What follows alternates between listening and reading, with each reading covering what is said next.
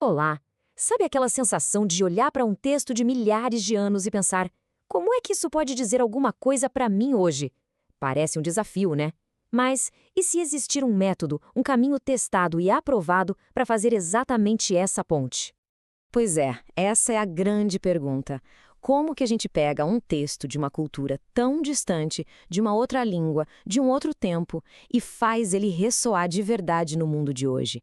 A resposta, pode acreditar, não é mágica nem improviso, é método. Muita gente acha que uma comunicação de impacto é só inspiração, um estalo genial que acontece na hora. Mas a verdade é que a comunicação que realmente conecta, que transforma, nasce de um processo bem disciplinado. É uma jornada em 3 estágios que a gente vai percorrer agora. Ok, então que processo é esse? Ele se divide em 3 etapas bem claras. A primeira é o estudo, onde a gente vira uma espécie de detetive. Depois vem o esboço, que é como se fosse a planta baixa da mensagem.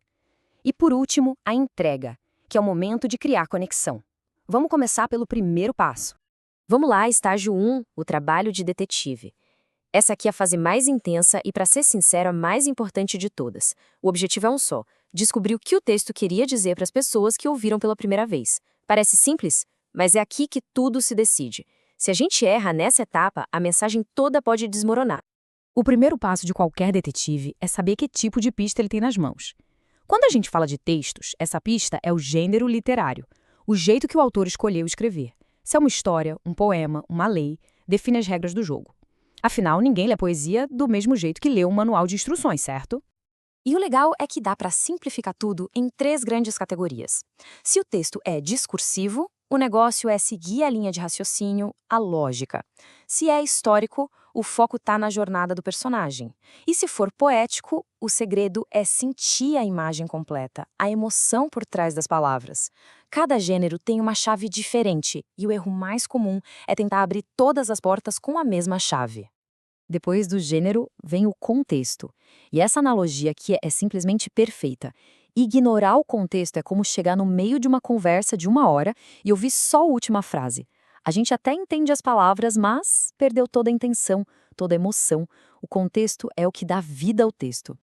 E para entender as camadas do contexto, essa analogia do ovo é genial. Pensa só, a gema é o texto em si, o que está escrito ali no trecho. A clara é o mundo daquela época, a cultura, a história. E a casca é a grande narrativa onde tudo isso se encaixa. Um bom comunicador não serve só a gema, ele entende o ovo inteiro. E entender esse contexto todo nos leva à pergunta mais importante: por que esse texto foi escrito? Nenhum texto antigo foi escrito à toa. Existia sempre um problema, uma necessidade, uma urgência que precisava de uma resposta. A missão do detetive é descobrir qual era essa urgência original. E é aqui que a mágica acontece. O trabalho de detetive não para no passado, ele constrói uma ponte para o presente. A gente identifica a urgência original e logo se pergunta: como é que esse mesmo problema, essa mesma necessidade humana, aparece na nossa vida hoje? É a resposta para essa pergunta que torna a mensagem relevante. Depois de toda essa investigação, o objetivo é destilar tudo numa única frase, numa mensagem central e atemporal: a grande ideia. É o princípio que responde tanto à urgência antiga quanto à moderna. Ela é a bússola que garante que a nossa mensagem nunca perca o rumo.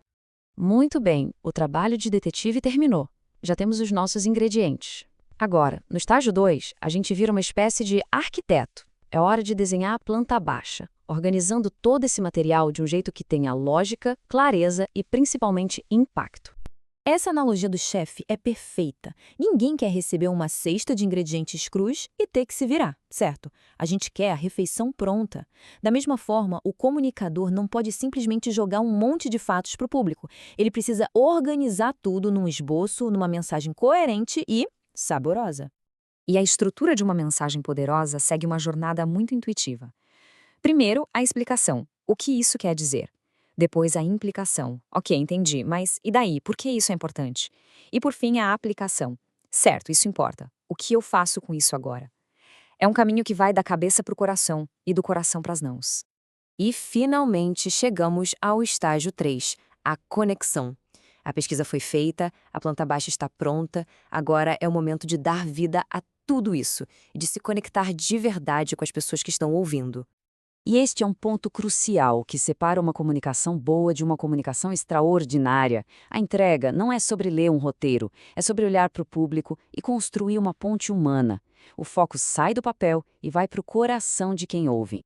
E essa conexão autêntica se apoia em pilares bem sólidos. O caráter, as pessoas acreditam na mensagem porque confiam em quem a entrega. A humildade, o foco é a ideia, não o ego do comunicador. A clareza, o objetivo é ser entendido, não parecer inteligente.